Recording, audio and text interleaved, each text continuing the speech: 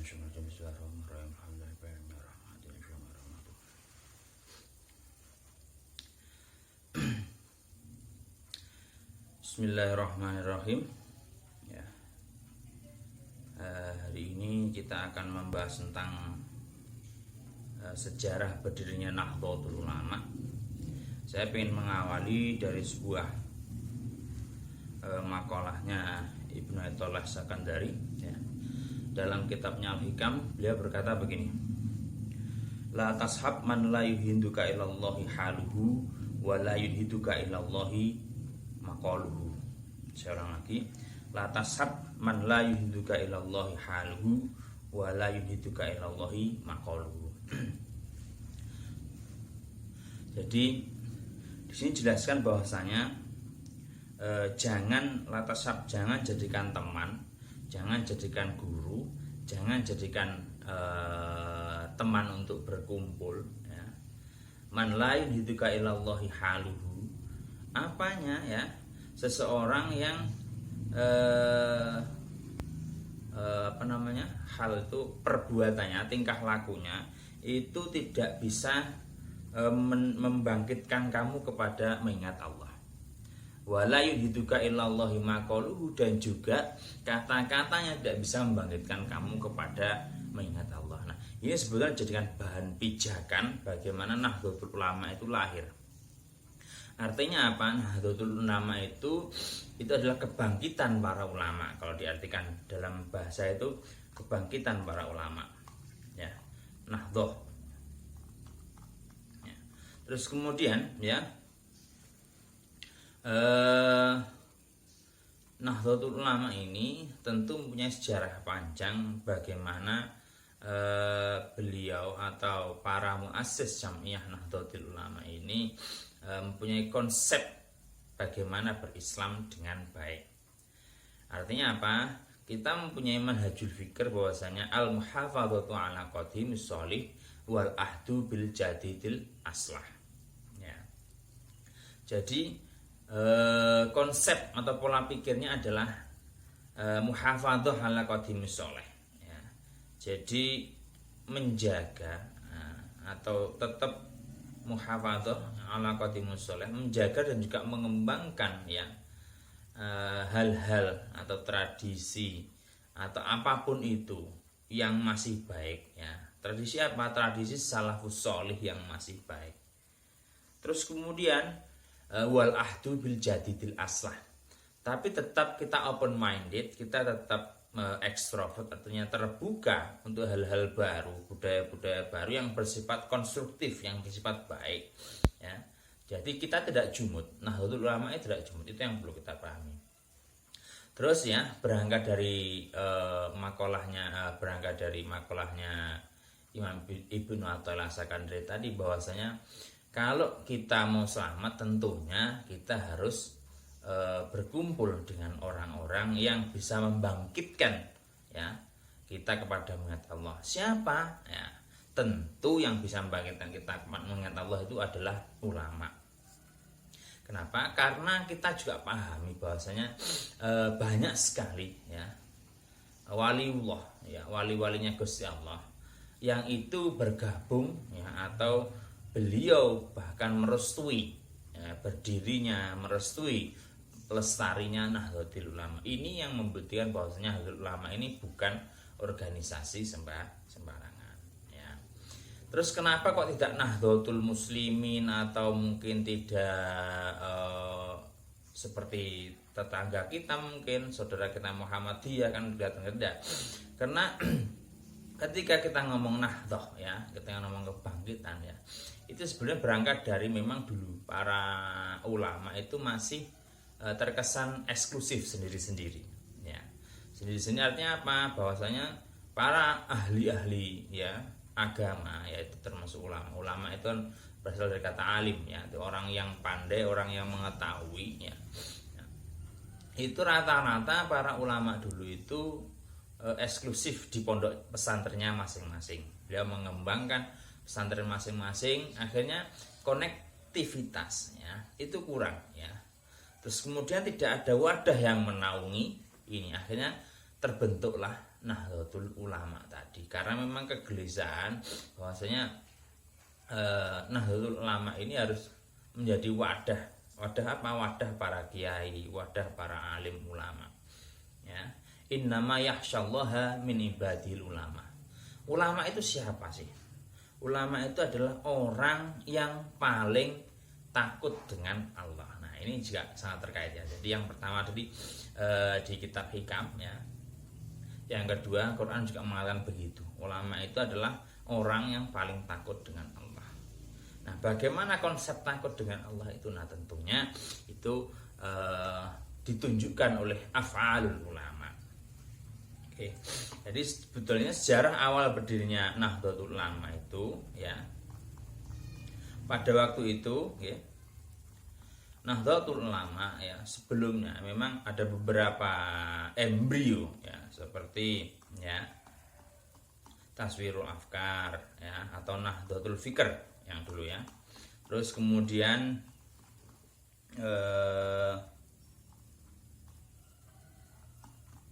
ada lagi Nahdlatul Tujar, ya. Kemudian Nahdlatul Waton, ya. Jadi hal-hal itu yang menjadi embrio awal berdirinya Nahdlatul Ulama. Kenapa? Karena pada waktu itu, ya, sekitar tahun 1924 Masehi, ya, pimpinan Wahabi, ya, siapa itu? Ibnu Saud. Ibnu Saud itu raja yang dulu menguasai tanah Hijaz, ya. Jadi dulu itu Saudi Arabia itu bukan Saudi namanya, tapi Hijaz, ya. Kemudian, ya, karena kebetulan Raja Saud, ya, menguasai tanah Hijaz, kemudian diganti negaranya menjadi Arab Saudi. Itu yang perlu kalian tahu. Nah, Arab Saudi itu mempunyai penasehat, ya, penasehat Raja Saud namanya Abdul Wahab, bukan Abdul Wahab Abdullah, ya. Syekh Abdul Wahab itu berasal dari Najd. Najd itu kampungnya orang-orang Arab yang hitam-hitam itu, ya. Nah, ini yang nanti akan kita bahas. Nah, tapi memang ada kaitannya, ya. Kemudian karena Raja Saud itu Ibnu Saud, ya, mohon maaf, Ibnu Saud mau menerapkan satu mazhab, yaitu mazhabnya Wahabi, ya, dengan dalih memurnikan, ya, ajaran Islam, beliau menghancurkan seluruh makam-makam para sahabat, termasuk sebetulnya waktu itu makamnya Rasulullah itu mau dihancurkan, mau diratakan. Kemudian ini ada penolakan umat Islam seluruh dunia, termasuk yang paling getol adalah Nahdlatul Ulama. Nahdlatul Ulama ini akhirnya membentuk Komite Hijaz. Nah, Komite Hijaz inilah, ya, ketika itu kalau tidak salah ini rapat, ya. Ya, jadi rapat membentukkan Komite Hijaz ini, ya, diprakarsai oleh Kiai Wahab Hasbullah, ya, bukan Syekh Abdul Wahab yang dari Najd tadi, ya. Kiai Wahab Hasbullah ini dari Indonesia yang memang dulu pernah belajar juga di sana, kemudian pulang, ya, membentuk, ya, bersama-sama membentuk Nahdlatul Ulama ini, ya. Terus kemudian Kiai Hasyim Asy'ari, ya. Terus kemudian berkumpulnya itu di Kampung Kertopaten Surabaya. Pada waktu itu yang hadir satu, ya, yang dari Jombang itu Mbah Yai Hasyim Asy'ari atau Hadratus Syekh Hasyim Asy'ari, kemudian Kiai Wahab Hasbullah Jombang, ya, Kiai Bisri Samsuri Jombang, Raden Haji Asnawi Kudus, kemudian Kiai Haji Maksum Lasem, Kiai Haji Ridwan Semarang, Kiai Haji Nawawi Pasuruan, ya, Kiai Haji Nahrawi Malang, Kiai Haji Ridwan Surabaya, Kiai Haji Alwi Abdul Aziz Malang, Kiai Haji Ubaidillah Abdullah Ubaid, ya, Surabaya, Kiai Haji Abdul Halim Cirebon, Kiai Haji Ndoro Muntoha Bangkalan Madura, ya, Kiai Haji Dahlan Abdul Kohar Kertosono, Kiai Haji Abdullah Fakih Gresik, ya. Ini langitan. Jadi pada waktu itu berkumpul, ya. Jadi para ulama itu berkumpul, ya. Kemudian membentuk sebuah Komite Hijaz, ya. komite hijaz ini bertujuan apa? Kita akan berdialog ya. Komite ini akan berdialog dengan Raja Saud yang rencananya memang akan menerapkan satu mazhab. Artinya kita tidak boleh menggunakan mazhab lain selain mazhabnya Wahabi ya. Dengan dalil mereka memurnikan agama Islam, mereka menghancurkan seluruh situs-situs umat Islam. Karena apa? Karena rentan dengan syirik. Akhirnya bagaimana? Akhirnya umat Islam di dunia itu tidak ada yang berani. Ya, bahkan yang berani itu ke sana untuk bernegosiasi dengan Raja Ibnu Saud waktu itu Mbah Kiai Wahab Hasbullah dengan komite Hijaz. Luar biasa ya. Mbah Hasbullah itu tidak terlalu besar ya. Beliau juga tidak terlalu ya. Maksudnya badannya tidak terlalu tinggi besar, tidak. Beliau itu biasa ya, orang Jawa ya.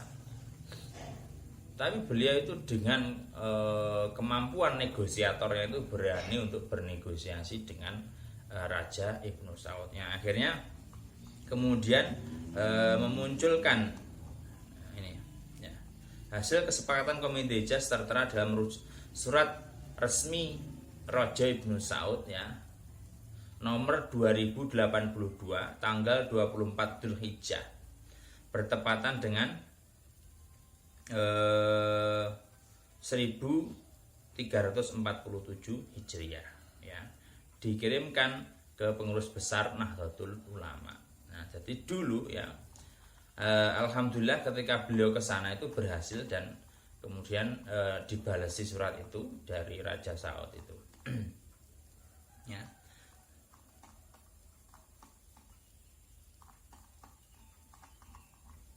Baik. Nah, akhirnya dari sinilah ya, dari pembentukan komite Hijaz inilah ya, kemudian berkembang bagaimana untuk mewadahi para kiai-kiai yang ada di Nusantara, di Jawa pada khususnya pada waktu itu. Akhirnya terbentuk pada tanggal 31 Januari ya, tahun 1926 bertepatan dengan 16 Rajab 1344 Hijriah. Ini merupakan ya lahirnya secara resmi Nahdlatul Ulama. Ditandai dengan apa? Bahwasanya dulu Syekhona Khalil ya pada waktu itu ya berpesan kepada Hadratus Syekh Hasyim Asy'ari melalui ya, para bagaimanapun juga ya, Hadratus Syekh Hasyim Asy'ari ini adalah murid dari Syekhona Khalil Bangkalan ya. Pada waktu itu gelisah sekali ya. Sebelum resmi dibentuk ini Hadratus Syekh Hasyim Asy'ari itu sangat gelisah. Akhirnya beliau itu istikharah ya, sholat istikharah berhari-hari ya, untuk memantapkan hatinya apakah perlu ya bahwa Indonesia ini memerlukan Nahdlatul Ulama. Akhirnya beristikharah berhari-hari, kemudian datanglah pertanda, yaitu yang pertama didatangkan ya tasbih ya, tasbih dari Hadratus Syekh, dari Syekhona Khalil Bangkalan ke Hadratus Syekh Hasyim Asy'ari. Siapa perantaranya? Perantaranya adalah Kiai As'ad Syamsul Arifin Situbondo ya. Pada waktu itu Kiai As'ad itu masih muda, beliau itu diberikan tasbih ya. Karena tasbih itu kalau orang Jawa itu artinya mentes kabeh, sesuatu itu pasti akan berhasil ya. Jadi kemudian dikalungkan di lehernya. Setelah dikalungkan kemudian berangkat ke Jombang. Nah, akhirnya pada waktu itu beliau berangkat ke Jombang. Pas waktu berangkat ke Jombang, karena memang pesennya ini adalah untuk Hadratus Syekh Hasyim Asy'ari ya, akhirnya Mbah As'ad Syamsul Arifin juga tidak berani menyentuh dia. Beliau hanya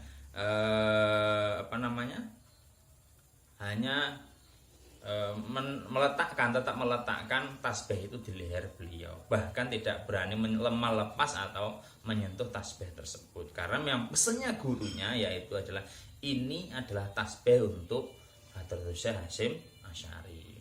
Kemudian ya dalam perjalanan pun juga beliau begitu ya, beliau hanya dikasih beberapa uang waktu itu, dan alhamdulillah ya, ceritanya itu ketika perjalanan dari Madura ke Jombang itu beliau sama sekali tidak ditarik upah oleh maksudnya oleh pemilik kendaraan waktu itu ya.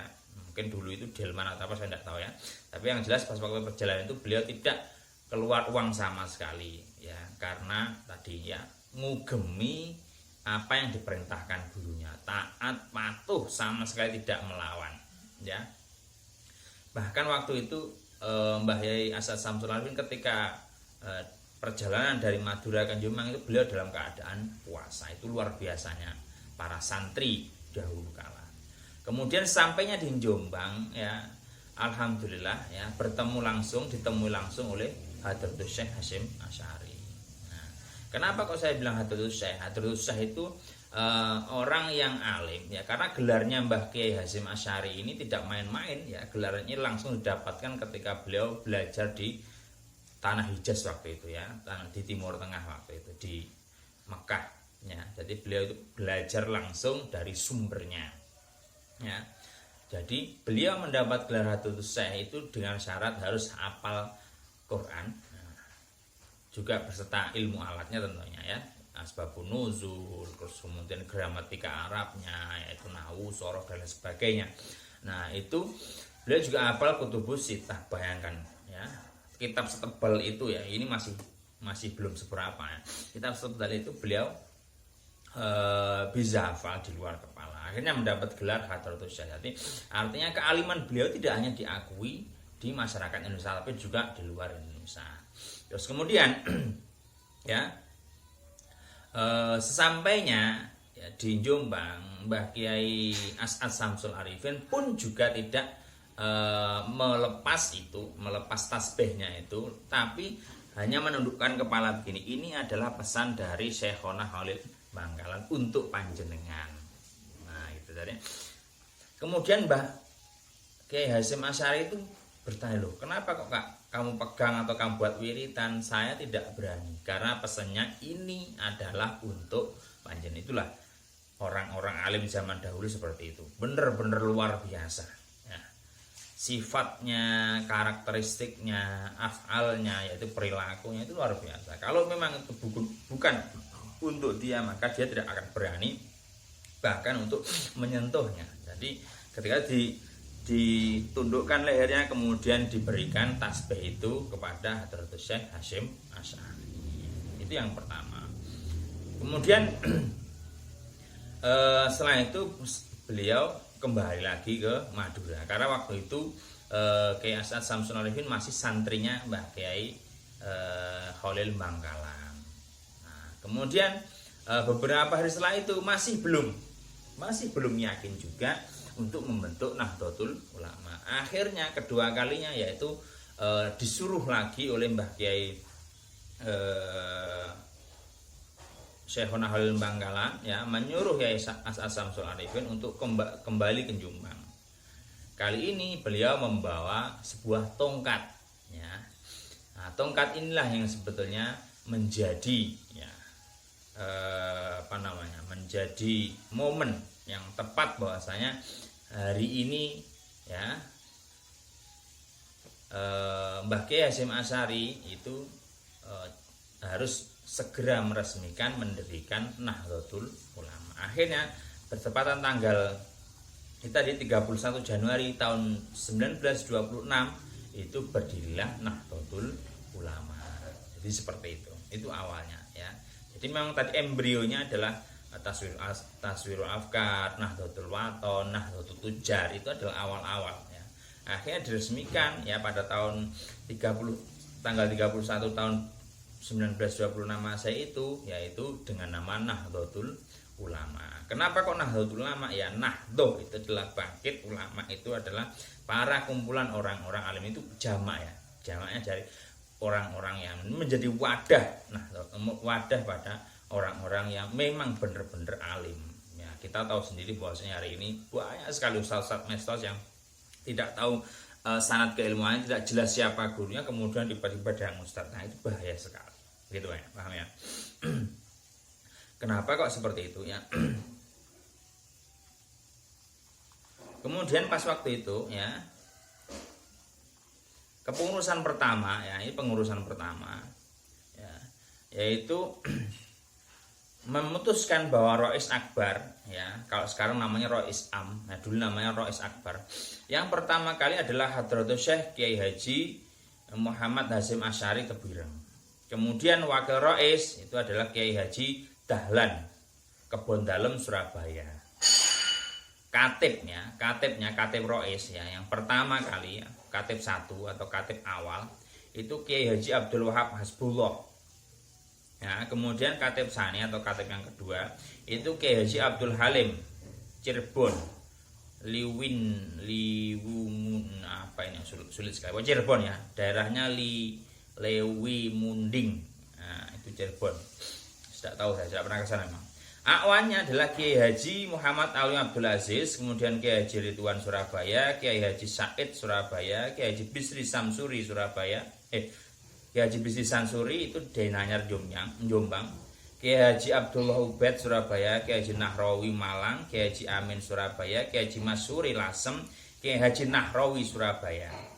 Nah, ini mustasyar ya. Apa itu mustasyar? Mustasyar itu penasehat ya. Nasihat itu berarti kiai-kiai yang lebih sepuh. Siapa? Kiai Haji Raden Asnawi Kudus, Kiai Haji Ridwan Semarang, Kiai Haji Mas Nawawi Sidogiri Pasuruan. Nah, Sidogiri ya, pondok Sidogiri yang sebesar itu ya. Kiai Haji Doro Muntoha Bangkalan Surabaya, Syekh Ahmad Ghonaim Al Misri Mesir, Kiai Haji KHR itu enggak tahu saya, Merah, Wolora atau Raden ya. KHR Hambali Kudus ya. Nah, sedangkan pengurus Tanfidiyah yang pertama kali, Tanfidiyah itu adalah pengurus harian ya. Tanfidiyah namanya. Yaitu diketuai oleh Haji Hasan Gipo Surabaya. Ya, sekretarisnya atau penulisnya Muhammad Siddiq Sugeng Yudo Di Wiryo Pemalang ya. Bendahara pertama yaitu Haji Burhan Surabaya, pembantunya Haji Soleh Samil Surabaya, Haji Ihsan, Haji Ja'far Surabaya, Haji Usman, Haji Azab, Haji An-Nawawi, Haji Dahlan, Haji Mangun Surabaya. Nah, itu pertama kali pembentukan Nahdlatul Ulama ya.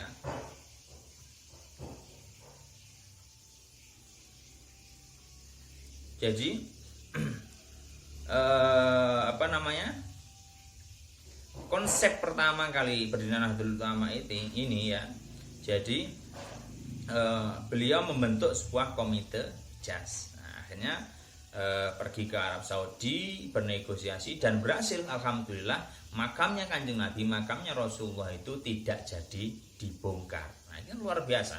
Padahal waktu itu Mbah Kiai Wahab Hasbullah itu ketika ke Mekah itu para ulama Mekah itu semuanya takut untuk negosiasi kepada Raja Ibnu Saud ya, karena memang waktu itu terkenal cukup tangan besi ya. Jadi kalau rewel-rewel macam-macam ya sikat. Mungkin seperti itu ya. Jadi para ulama-ulama sana takut ya untuk bernegosiasi kepada Raja Ibnu Saud. Tapi Mbah Kiai Wahab Hasbullah itu sangat berani sekali.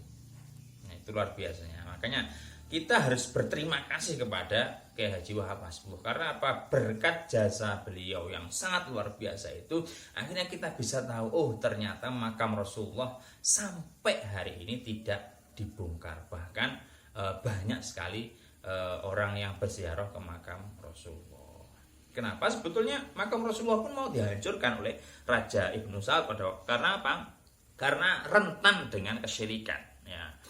Beliau berkata bahwa untuk memurihkan kesyirikan ini maka semuanya harus dihancurkan karena itu rentan dengan kesyirikan. Makam-makam itu harus dihancurkan ya, termasuk makamnya Sayyidah Khadijah ini juga hancur rata dengan sekarang. Jadi makam di sana itu tinggal batu-batu saja. Dulu padahal bagus sekali, makamnya sahabat juga bagus-bagus, kalau ada kubahnya dan lain sebagainya. Sekarang semua sudah rata dengan tanah. Tapi Mbah Wahab Hasbullah minta satu aja, yaitu makamnya Kanjeng Nabi yang sampai hari ini kita bisa menikmatinya. Kita khususkan dulu ya, Fatihah untuk Mbah Wahab Hasbullah. Fatihah. Iya,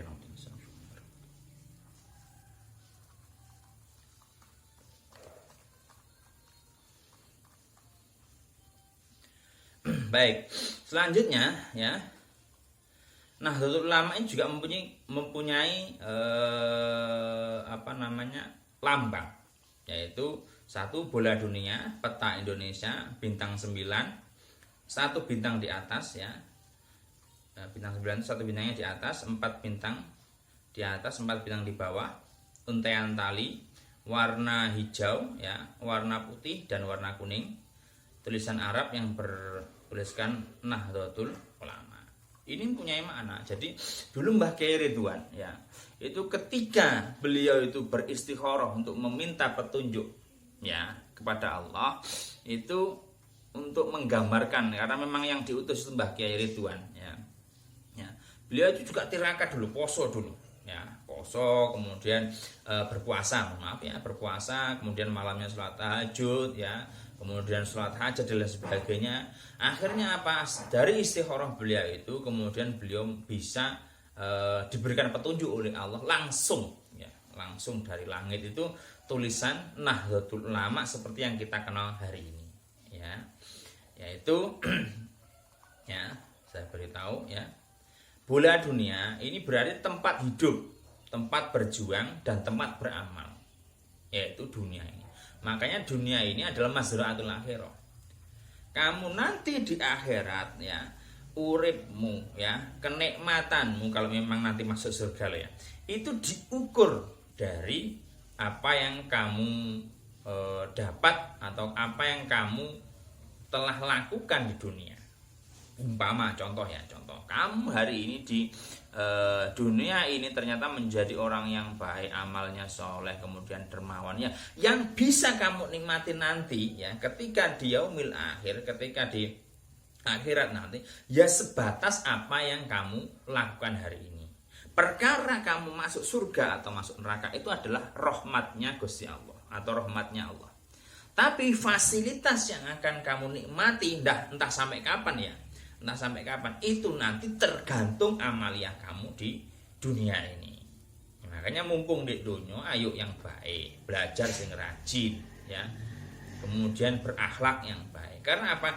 Ini nanti menjadi tolok ukur ya, tolok ukur hidupnya kamu nanti di akhirat. Kamu yakin tentunya ya kan, nanti masih ada hidup setelah kehidupan kita di dunia. Nah, tolok ukurnya apa? Tolok ukurnya adalah amalia kamu hari ini. Makanya Nahdlatul Ulama itu punya lambang bola dunia. Kemudian peta Indonesia. Kenapa? Karena NU dilahirkan, Nahdlatul Ulama dilahirkan di Indonesia. Kemudian ada bintang 9 menunjukkan bahwa ya, Wali Songo itu menjadi suri tauladan cara berdakwah di dalam Nahdlatul Ulama. Jadi siapapun jamaah Nahdlatul Ulama itu tetap kiblat berdakwahnya Wali Songo. Kenapa Wali Songo? Karena Wali Songo sangat luar biasa ya. Mereka berdakwah bil maudhatil hasanah, tanpa peperangan, sama sekali tanpa peperangan ya. Beliau menyebarkan agama Islam ini dengan luar biasa ya. Bahkan dulu raja-raja Jawa itu ya, itu benar-benar takluk bukan karena perang, tetapi karena af'alul ulama ya, karena kegigihan para ulama dalam menyebarkan ya. Jadi sangat smooth sekali sangat halus sekali dalam menyebarkan Nahdlatul Ulama. Jadi tidak langsung kamu kafir, tidak. Jadi kalau umpama bayangkan ketika dulu mungkin para wali itu ketika berdakwah itu mengatakan Raja Majapahit kon kafir. Nah, itu kan tambah ruwet. Mungkin Islam tidak akan berkembang sampai hari ini ya, akan dibumi hanguskan. Kenapa? Karena peradaban di tanah Jawa ini khususnya ya, atau tanah Nusantara ini pada umumnya itu sangat luar biasa. Dulu kerajaan paling besar ya Majapahit. Sebelum Majapahit yang sangat besar lagi yaitu kerajaan Singosari, khususnya di Malang ini. Ini sangat luar biasa. Kerajaan ini mampu menguasai 2/3 dunia, bahkan sampai Madagaskar. Ya. Itu dikuasai oleh kerajaan Singosari. Kemudian teruskan sama mantunya itu ya, Raden Wijaya itu membangun Majapahit besar juga luar biasa. Nah, pada waktu Majapahit inilah sebetulnya para Wali Songo itu sudah ada di Indonesia. Ya, yang sudah saya ceritakan yang kemarin itu tadi ya. Jadi sebenarnya sangat luar biasa tanpa peperangan ya, menyebarkan agama tanpa. Hasilnya ya begini, kita lihat ya. Ini sangat luar biasa sekali. Kemudian 4 ya, 1 bintang di atas itu sebenarnya simbol dari Kanjeng Nabi ya, yang menjadi panutan kita juga ya, panutan utama tentunya ya. Kemudian 4 bintang di atas itu melambangkan 4 sahabat ya. Jadi kita tidak syiah ya. Jadi kita tidak hanya mengkultuskan satu sahabat ya, atau kita tidak hanya fokus pada satu sahabat, tapi kita 4 sahabat ya. Ya. Abu Bakar yang paling sepuh, Umar, Utsman, Sayyidina Ali. Kemudian 4 ya, 4 bintang di atas ya. Dari sahabatnya, 4 bintang di bawah ya. Itu menunjukkan bahwasanya Nahdlatul Ulama itu beralisan Ahlus Sunnah wal Jamaah yang mengikuti 4 mazhab. Ya. 4 mazhab yaitu Imam Hanafi ya, yang paling sepuh memang, Imam Maliki ya, ini gurunya Imam Syafi'i, Imam Syafi'i ya. Kemudian Imam Hambali. Imam Hambali ini juga berguru kepada Imam Syafi'i, bertautan sebetulnya. Ya. Imam Hambali itu berguru pada Imam Syafi'i, Imam Syafi'i berguru pada Imam Maliki. Sedangkan Imam Syafi'i dan Imam Hanafi hubungannya sebetulnya pada waktu itu juga pernah ya, walaupun Imam Hanafi sudah meninggal, ketika Imam Syafi'i ke sana maksudnya ke kampungnya Imam Hanafi, ke masjidnya, beliau juga tidak kunut. Ketika ditanya, loh Imam Syafi'i kenapa nggak kunut? Ya ikroman lihadal madzhab gitu aja. Ya itu karena orang-orang alim seperti itu, orang luar biasa seperti itu. Kemudian ada untaian tali, itu melambangkan persatuan dan persaudaraan bagi umat Islam di seluruh dunia. Kemudian ada warna hijau, warna putih, dan warna kuning. Ya. Warna hijau itu melambangkan kesuburan tanah air Indonesia. Ya. Warna putih melambangkan kesucian, dan warna kuning melambangkan terang, kejernihan, dan kejelasan. Ada tulisan Arab ya, yaitu Nahdlatul Ulama. Ya, Arab ya. Jadi ini sebetulnya adalah nama organisasi. Jadi inti pokok Nahdlatul Ulama didirikan ini adalah satu ya, untuk ya memelihara, melestarikan, mengembangkan dan mengamalkan ajaran Islam Ahlus Sunnah wal Jamaah ya, serta untuk menciptakan kemaslahatan masyarakat dan kemajuan bangsa. Ya, jadi saya ulang lagi, Nahdlatul Ulama didirikan untuk memelihara, melestarikan, mengembangkan dan mengamalkan ajaran Islam Ahlus Sunnah wal Jamaah, serta untuk menciptakan kemaslahatan masyarakat dan kemajuan bangsa. Jadi inti dari Nahdlatul Ulama itu ketika kita beragama ya harus pol itu maksudnya ya harus benar-benar alim dalam konteks beragama. Tapi jangan kemudian kamu lupa kepada cinta tanah air. Jadi harus seimbang Nahdlatul Ulama ya. Cinta agama juga harus pol, cinta tanah air juga harus pol. Jangan sampai kamu hanya belani agama tok tapi melupakan tanah air. Gitu ya. Jadi tanah air itu juga adalah wasilah untuk kita mencintai agama. Kenapa? Kalau kita hanya cinta agama tok tanpa kita cinta tanah air ya, mungkin kamu akan melihat seperti di Timur Tengah itu. Ya. Kenapa? Karena cinta tanah airnya sangat minim sekali. Ya. Akhirnya mereka geger seperti itu. Ya. Terus kemudian kalau kita hanya cinta kepada negara tok tanpa cinta agama jadinya sekuler. Maka dari Nahdlatul Ulama itu sangat seimbang dalam cinta hubbul waton, makanya beliau mencetuskan hubbul waton minal iman. Itu yang perlu kalian pahami, ya. Jadi ya. Jadi pengurusannya ada Mustasar, penasehat, Suriah, pimpinan tertinggi ya. Tanfidiyah itu ketua harian pelaksana ya.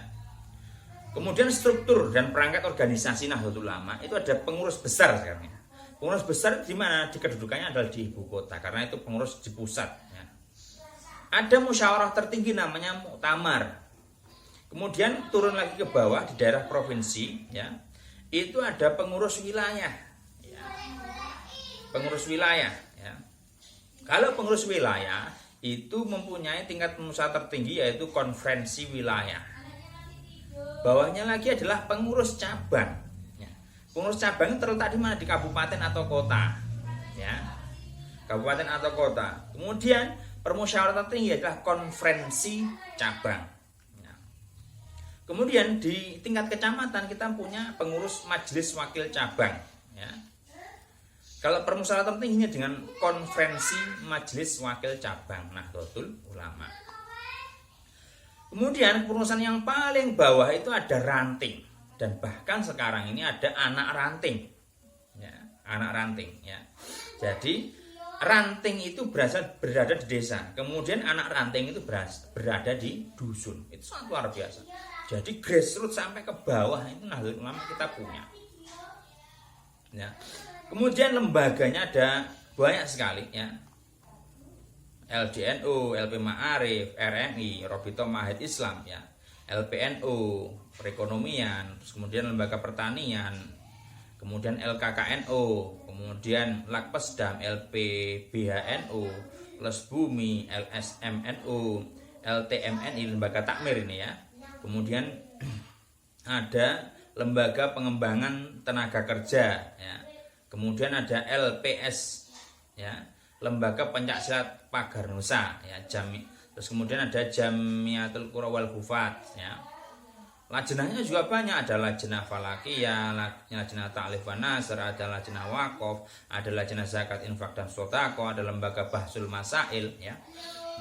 Terus kemudian NU juga punya badan otonom. Apa itu, ya? Jatman, Jamiah Ahli Thariqah Al Mu'tabarah An-Nahdiyah. Kemudian ada Muslimat NU, ini untuk ibu-ibu, ya. Kemudian ada lagi bawahnya adalah Fatayat, ini untuk ibu-ibu muda, ya, perempuan muda, ya. Kemudian ada lagi untuk yang laki-laki atau anggota kepemudaan yang pemuda yang sudah mungkin sudah berkeluarga, ya, maaf, ya, sudah berkeluarga, itu masuk kepada jajaran Gerakan Pemuda Ansor, ya. Kemudian untuk para pelajar kita punya, ya, Ikatan Pelajar